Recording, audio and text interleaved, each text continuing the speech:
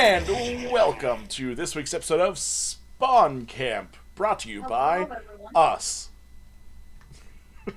Our backgrounds are so very opposite now. Hmm. Because yours is like white with like a shitload of stuff, and I just rearranged my office literally yesterday, last night. Yours So looks I like didn't mine have did to last burn. year. Yeah, yeah, yeah. Ignore the door. I have water. See, this is the water filter that I keep telling people about. Why do you have a water filter in your room? Yeah. Because this used to be a grow room.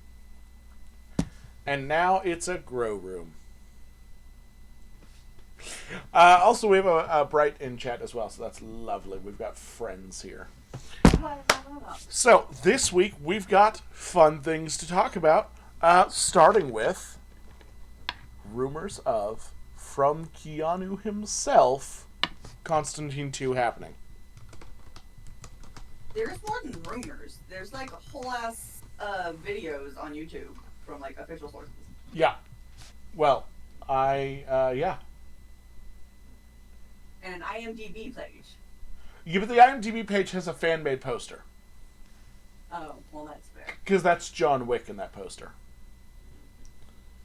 In fact, let's bring it over to the B camera and show them.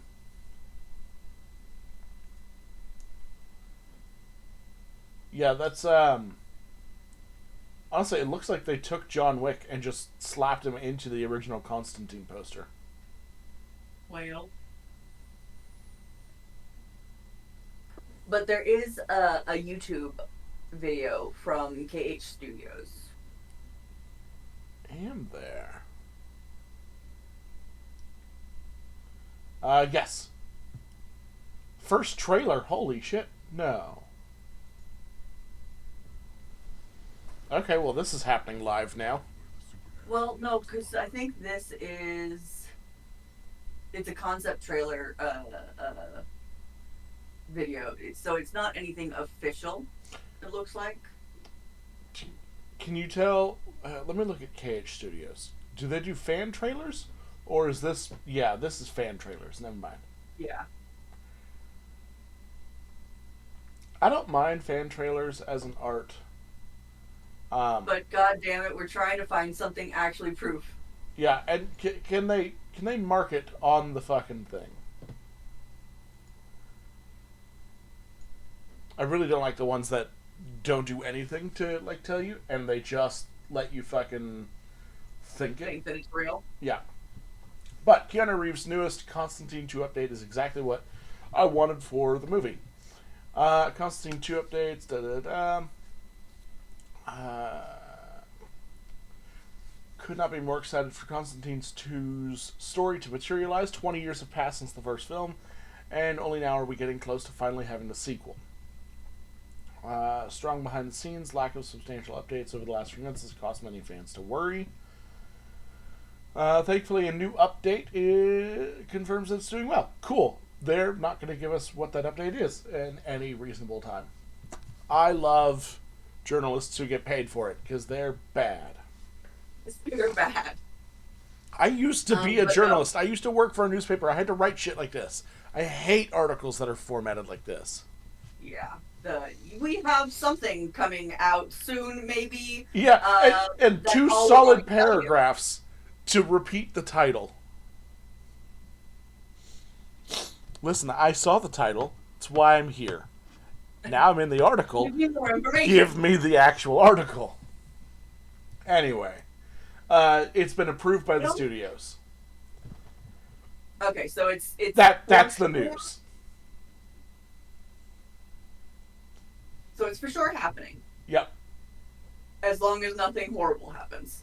yep. This paragraph here just received the biggest news in the film's history since it was first reported. Keanu Reeves revealed that its story has been approved by DC Studios.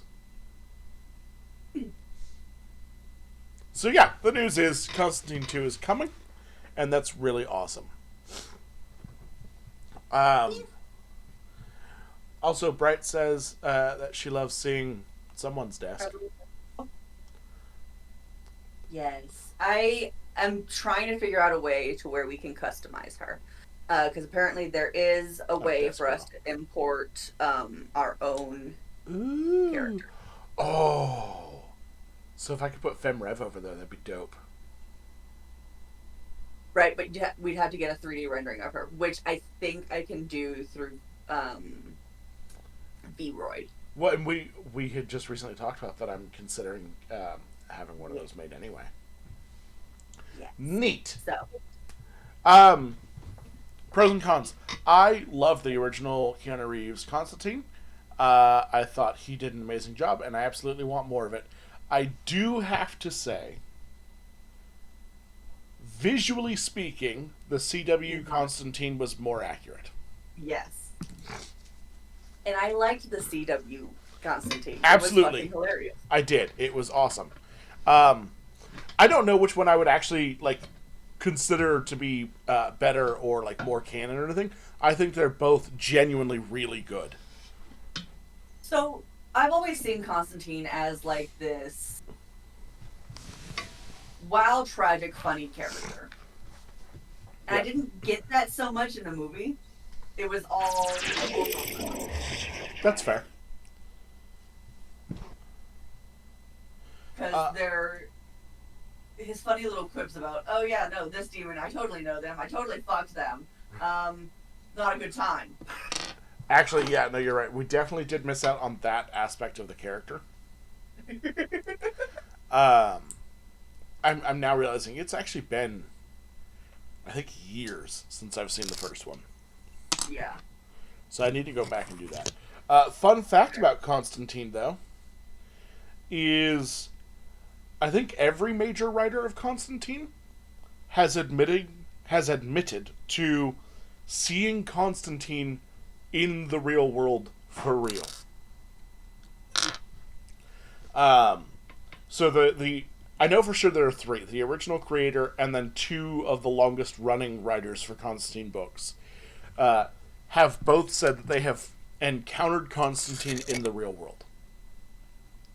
And at least for the creator, he went on to say that was the most terrified he's ever been. Because wherever Constantine is, you shouldn't Bad be. things are happening. And I guess he was like in a subway or something and saw him and was like, I just need to fucking leave. I just need to not be in this subway right now. Bye. Which I love stories like that.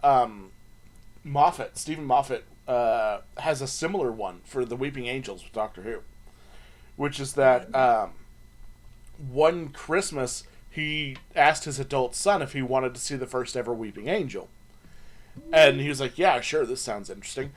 They went on a walk, and apparently there's a really old church not far from where he lives that in the graveyard had an angel that was crying statue. Yeah. And he's telling him the story about how he wandered up on it one night and it was both beautiful and terrifying, and it's what inspired the Weeping Angels. And he's like, oh, this is all really cool. And they get there, and it's gone. The church and the graveyard, both there. The grave it was over, there. The angel is gone. Well, nope. Yep. Just no. Only thing I can say to that, just nah. Which, honestly, I love that sort of stuff.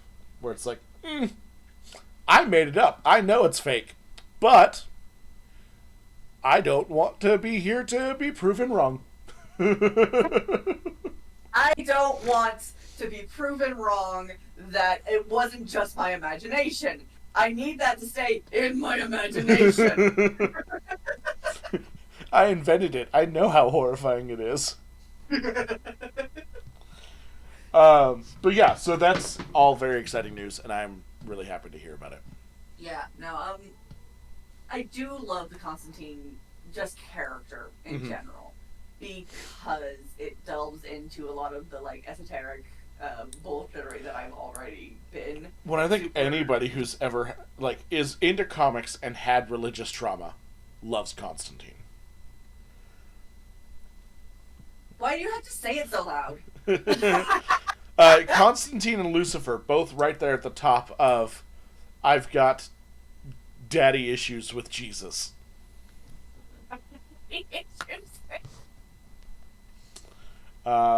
Which is why we honestly should have yet again had Brett and Mal on for this segment.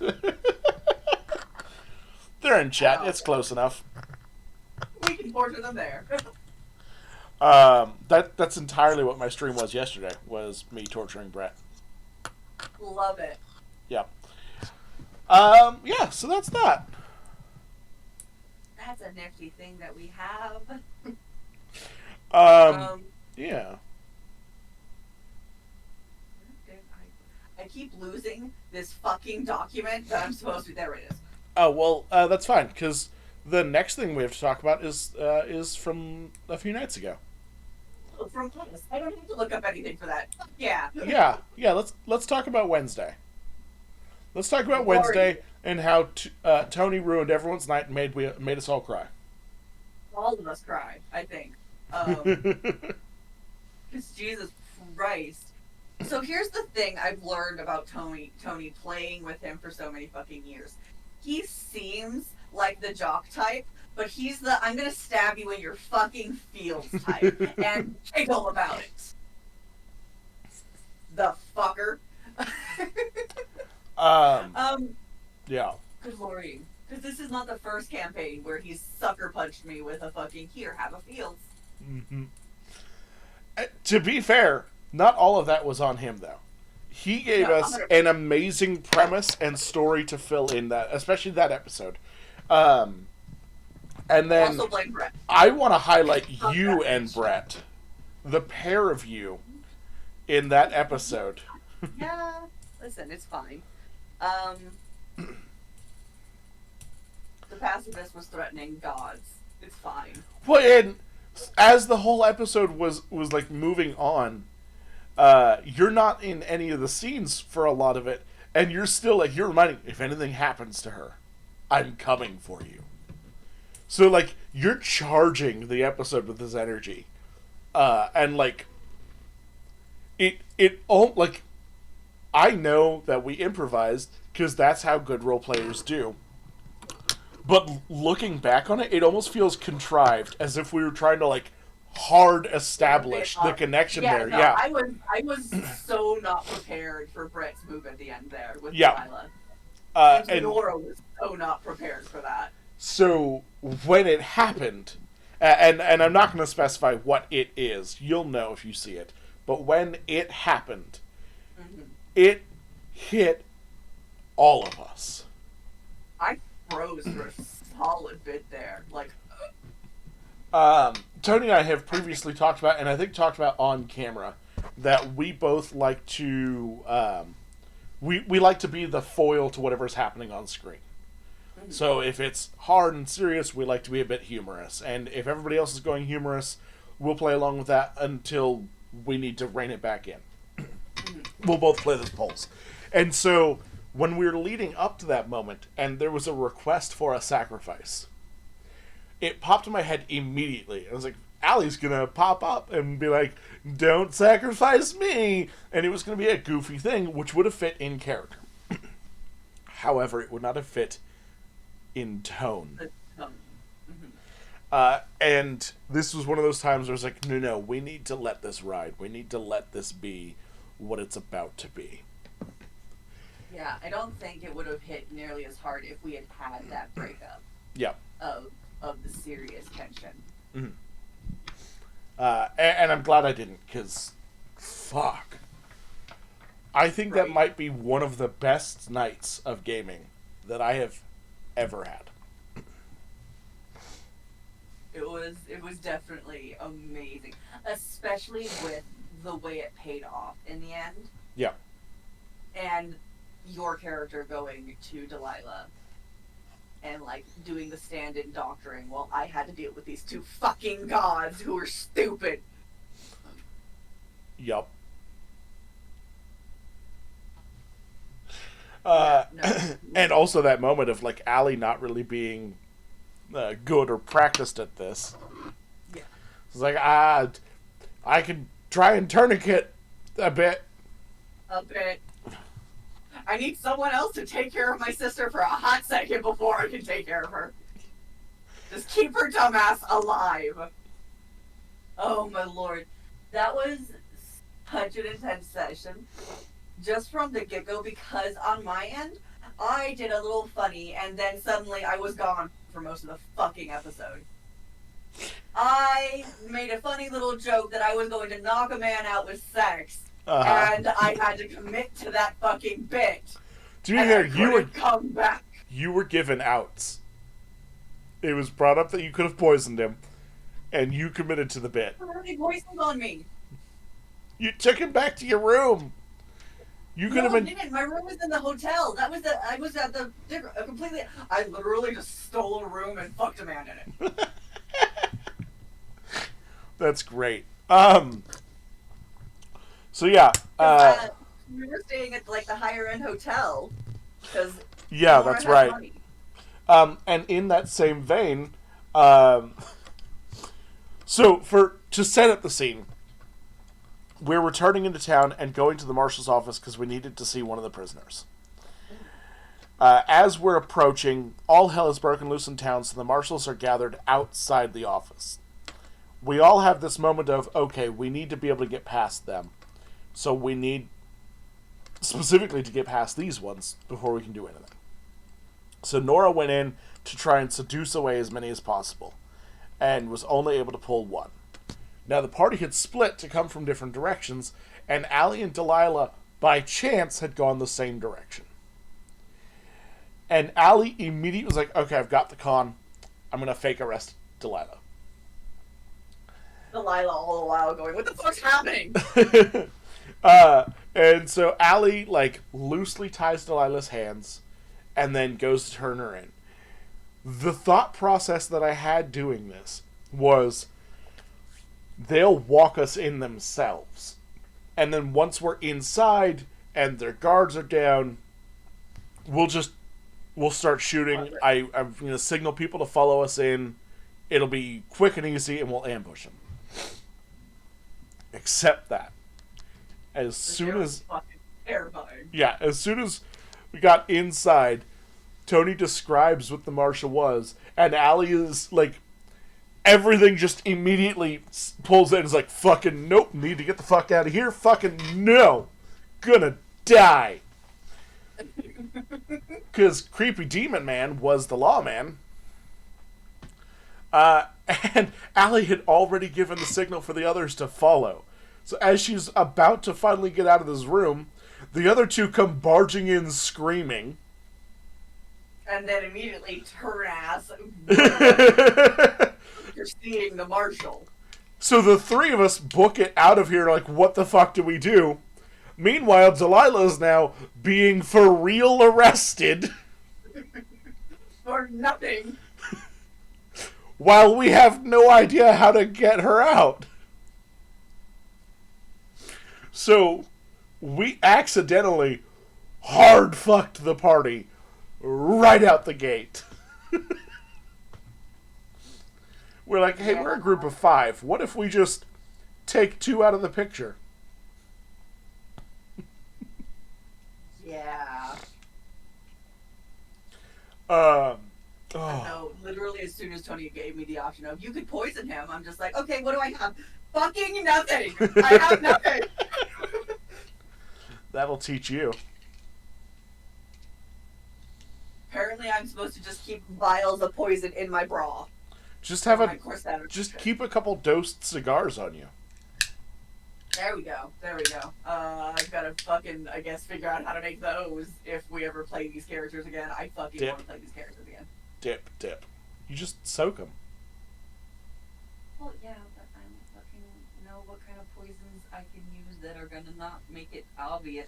Tony is very specific about his bullshit. If I put it in a poison that would change the way it fucking burns, one of those motherfuckers will notice. I'll start planting the seeds to Tony about how you can poison cigars, because I know. Tony, you know how you can soak tobacco leaves with poisons and stuff? What? Just dip it in arsenic. Oh, God. That's not a particularly fast poison either. I know. That's why I'm joking. Mostly because I'm fairly certain they already have, like, rat poison and shit like that. They have common chemicals. With some poisons and stuff. Speaking of arsenic, I've actually seen Arsenic and Old Lace at a dinner theater show. I've been to a lot of live theater. That's Raven stories for another time. Anyway, this episode was fucking intense. Yeah. Even I noticed like Darkness and all them getting like really, really, really into character and really, really hard reaction to just about every twist and turn we ended up going through. It hasn't been confirmed from Darkness yet, but she usually goes straight from our show to work. Hey, Em. She was an hour late leaving.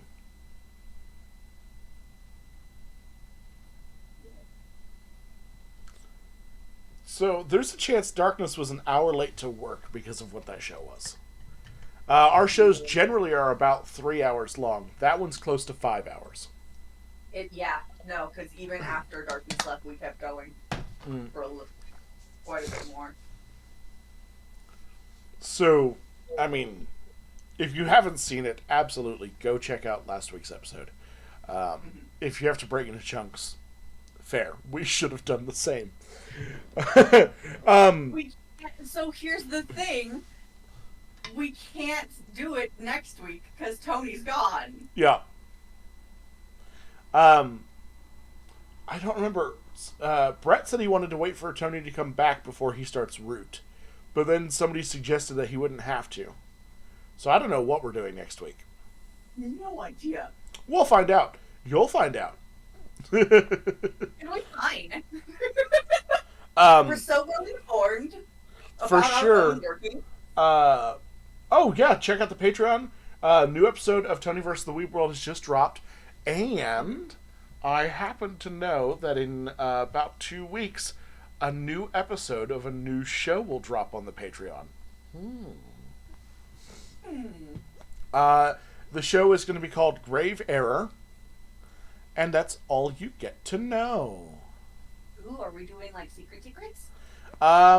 For now, just know that I will be using the show to torture fellow R4R cast members, and the idea has been tossed around.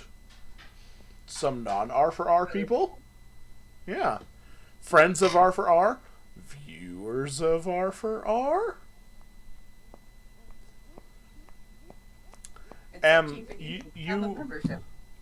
I swear, chat, we don't pay M. M pays us. Oh, he pays us! It's the worst thing possible! Hashtag sponsored. And the sponsor's doing the ad read for us.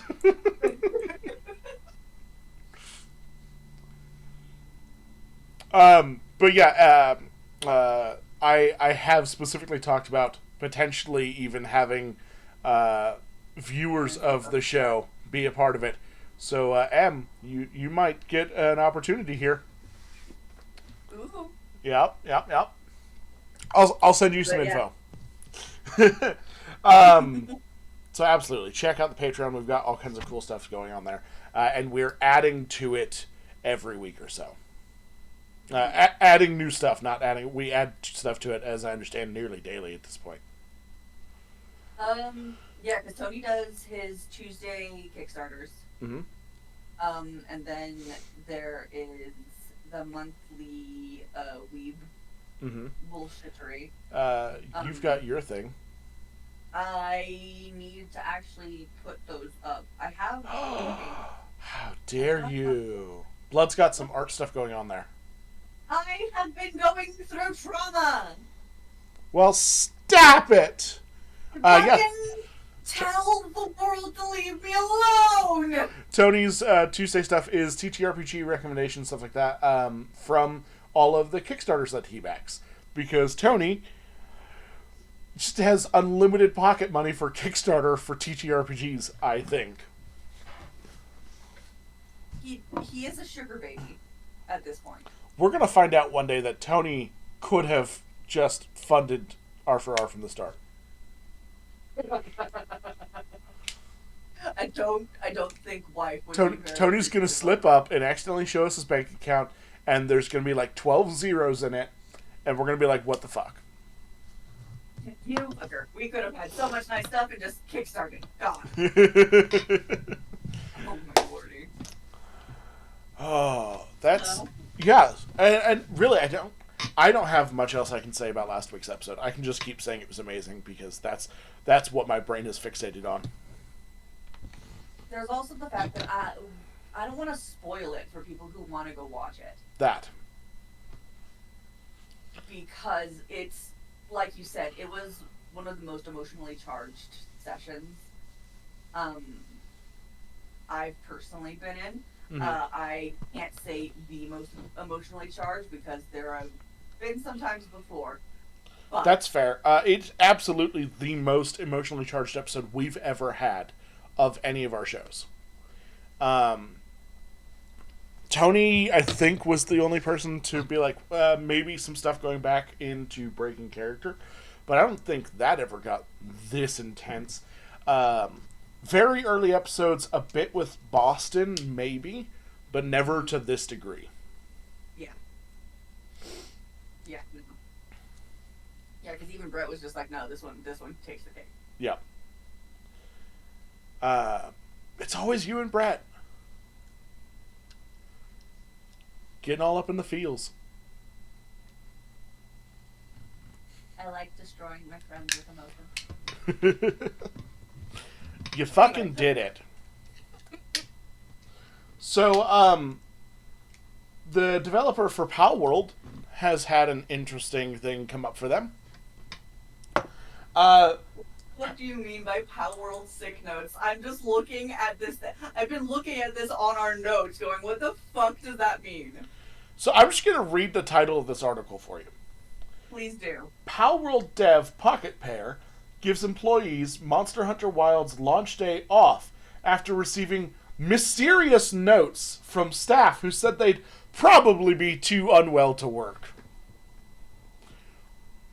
So, setting aside they're a game developer, this company received so many preemptive sick notes in advance for a thing that they had to just make it a company holiday and shut it down. Oh, that is magical. Oh my lord. I would love a company that I work for to just let me do that. Because, like, Yeah, that and is... I am so excited hilarious. for that game as well. I want to play it so much, but I need to put together some money. Well, I mean, it's out now. I know. I am almost there. Also, happy March. See all that bad stuff that was happening to you? That was last month. Toby's birthday's on the 3rd. Well, that's tomorrow.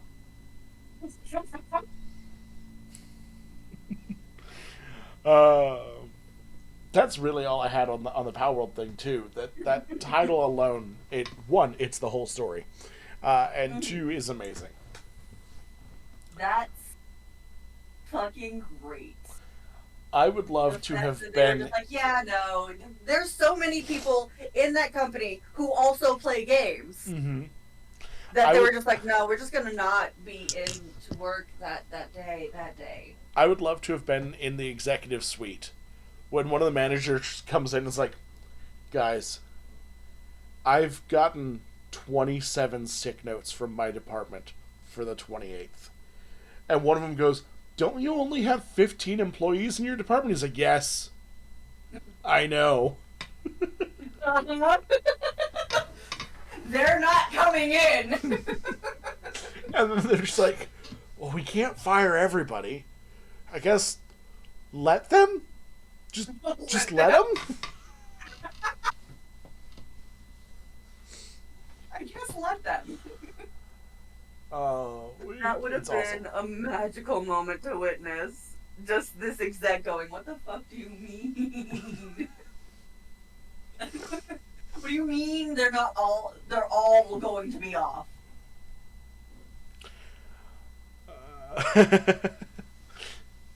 Just M talking about being a sugar baby in chat. Oh, well. It's fine. Same M. I would love. Really dumb. Financially dominate me. Actually, if you're looking to make extra money and you're okay being fucking weird, there are people that like to give money to people as a sexual kink. So you get on like FetLife or whatever, and you just let someone throw money at you, and that makes them that gets them off. I mean, as long as you don't want to have actual sex with me, let's go. The ups and downs of being asexual. Blood, we're moving too quickly. We're at Are we? We're at that topic, so let's skip that one and go to. I thought we had Green Lanterns. We have Green Lanterns. Yeah, we're gonna go to that. So let me pull up the thing, because right now we only really just have this one set photo, so I can't talk about it without having it. Ooh.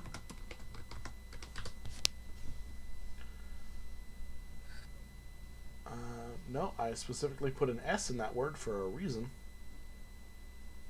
But did you? Yeah, the Google recommended corrected search made it Green Lantern. Yeah. I was like, did you mean to search for Green Lantern? I was like, no, I wanted Green Lanterns for the TV show Green Lanterns. The multiple. Yeah. So, as a heads up, the Green Lanterns TV show, which I now have pulled up here, is set to be a sort of police drama series with Hal Jordan, who's about to retire and is on the right in this image, and a younger in training Jon Stewart. Oh. So this is the first ever photo that we're seeing of them in character. And one, I like this. How dare they make Hal look respectable? I mean, he looks haggard for sure. Mm-hmm. They're going to be in a small town, in either one of the Dakotas or in Colorado, investigating a series of murders. So they're doing like cop shit, which ACAB, but Green Lanterns. Green Lanterns are just intergalactic police. Cops. They are, but they're hot.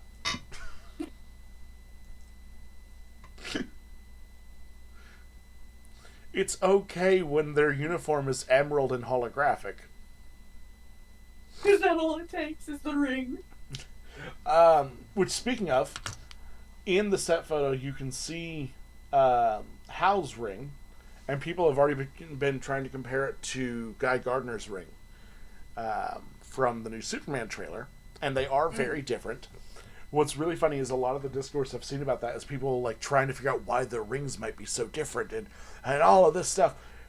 If you just look at Green Lantern comics, almost every ring is unique. And in fact, one of the most famous Green Lantern comic covers ever, of when Hal loses his mind and starts killing them, he's got like 11 different rings, and they're all different. So yeah, I wouldn't read too much into the rings being visually distinct. It's what I would have expected. They're supposed to be identical. Yeah.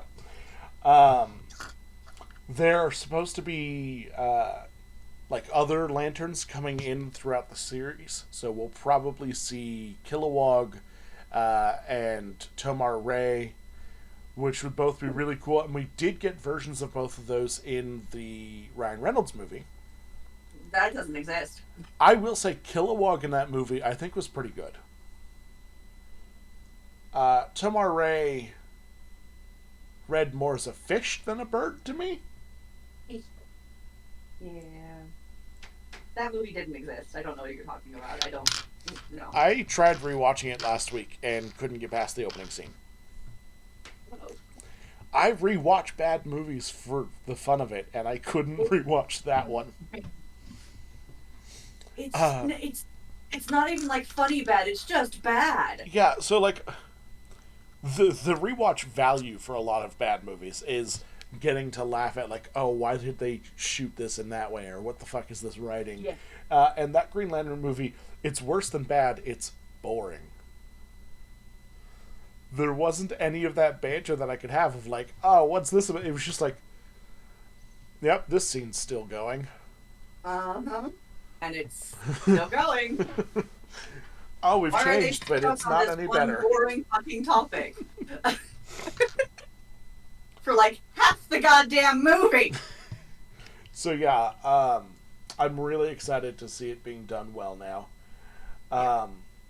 There was a lot of controversy over the casting of Jon Stewart, being a light-skinned black man, and Jon Stewart has traditionally been drawn as being fairly dark-skinned.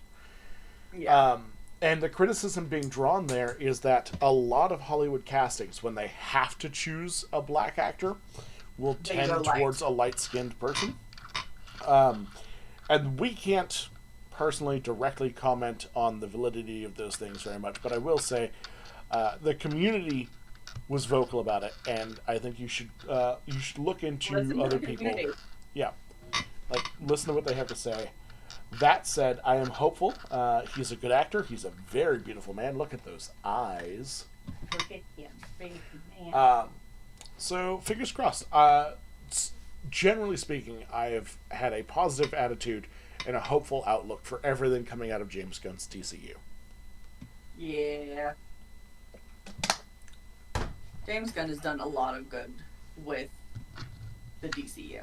Mm-hmm. Now, I have seen some concerns, which is that so far, James Gunn has touched directly 3 DC projects. And they have been Suicide Squad, The Suicide Squad, and Peacemaker. And before that, his Marvel projects were Guardians 1, 2, and 3. These are the same projects. Pretty much, yeah. And so there is some concern that that is the tone he's setting for the entire universe. And, like, I want to give him the benefit of the doubt. I want to say that it's not going to be that case. But it is just too early to tell. I want it to do well. I'm really hopeful about a bright and hopeful Superman, and about some like lovingly written and casted cast Green Lanterns. All of the other superheroes look amazing.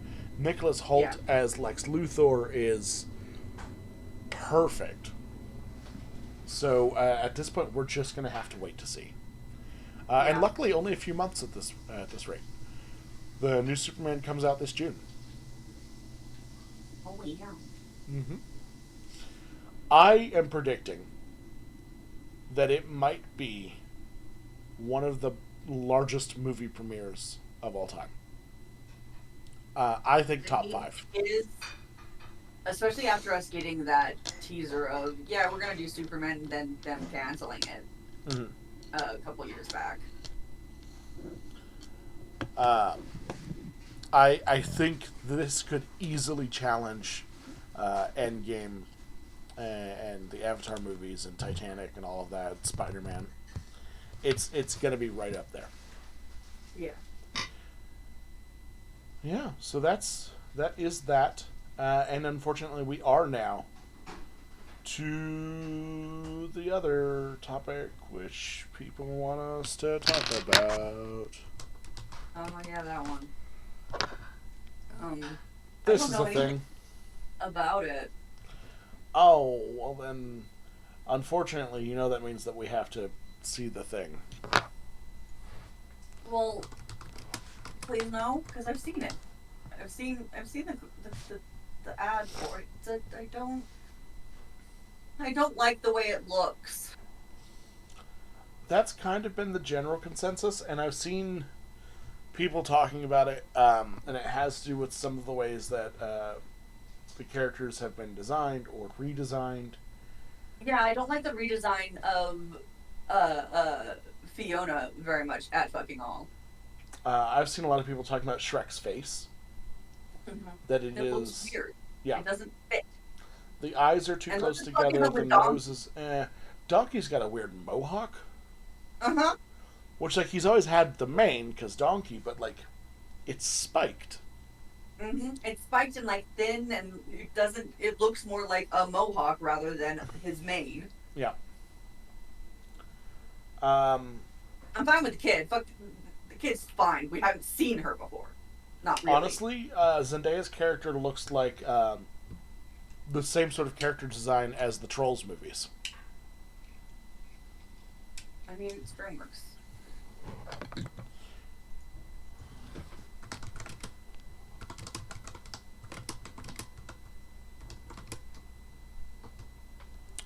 Emerald, Yeah, I just saw. Tokyo. I actually just saw Emerald's comment previous back on the other topic of being nervous about the number of heroes in the movie. From what I understand, mostly those characters aren't actually going to be in the movie very much. They're really just there to help fill out the world. So it's not going to be. It's not going to be like a hero team up movie or anything along those lines. It's going to be a Superman movie in a world with other heroes. Just to reassure on that. Something in the other room. Yeah, you're good. And then, yeah, Shrek and Fiona, fine. Donkey and Pinocchio. You think Shrek and Fiona are fine, really? I didn't catch a lot of the stuff with Fiona, and I've seen a lot of online discourse about Shrek, so I think all in all, it's giving people ugly Sonic vibes.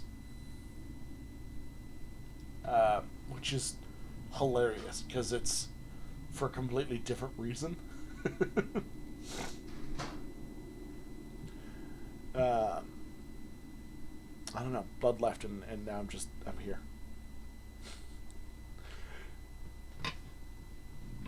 I need friends, otherwise I cease to function. I'm sorry. My dog was chewing on one of my circle things. For some fucking reason. You know, Em, that is a good point. Em said that he's waiting for the full trailer because this is kind of just a promo piece.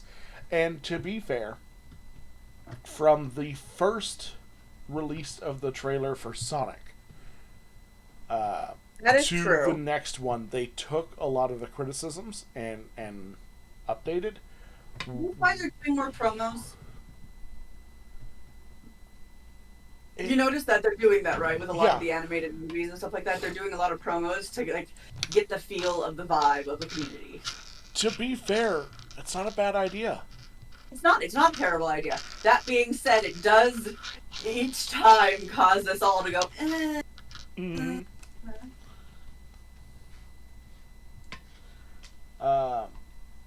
Yeah, well, that is what we have time for today. So unless you had something else, because I don't want to talk about Shrek anymore. That's valid. No, you brought all the things today, and I came in here pretty much no thoughts. Well then, in that case, let's go ahead and wrap just a little bit early and enjoy the rest of our beautiful day. Those of us in the northern states are finally having decent weather again, so I'm going to get to go enjoy that, and it's going to be beautiful. In the meantime, we will see you throughout this coming week. On Wednesday, we will be playing something, either Root, in which we will all be playing as sort of fairy tale-ized animals and getting up to shenanigans, or a different game.